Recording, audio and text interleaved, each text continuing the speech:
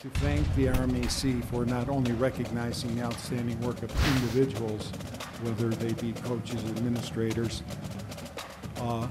but also to recognize the accomplishments of teams. In 1980, the Adams State wrestling team captured the 10th national championship in RMAC history. 4 wrestlers made it to the national finals that year.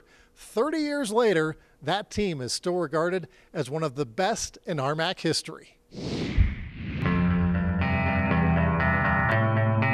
In 1980, the Adams State wrestling team returned to their familiar perch atop the podium as national champions.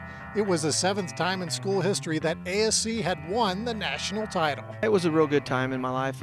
We had a great team and we had great coaches, and things fell in place for us, and we were able to win national championships. Scott Ritzen was the national champion in the 126-pound weight class, the only individual champ for ASC that year. Now he's the longtime wrestling coach at Chadron State College. The experiences I had down there really molded me as a coach. As I mentioned, I had a great coach, Hall of Fame coach, Dr. Richard Ulrich, and you know, his things that he allowed us to do and the things that he taught us have molded me as a coach.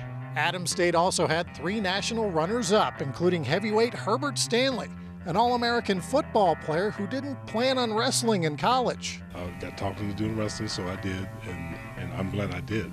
You know, it was tough for the 4 years, you know, doing 2 sports, because it took up a lot of time from August.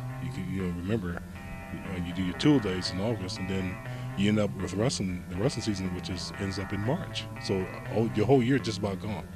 But I was glad I did it. I was glad I participated in both sports. Stanley won 2 national championships at Adams State and was named as one of the top 5 wrestlers in RMAC history at last year's centennial celebration.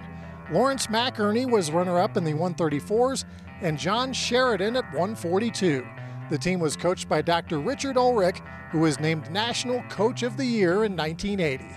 I was really getting into my career, and my career thanks to Adams State and all the opportunities they provided for me, were able to, you know, fulfill a lot of my professional ambitions.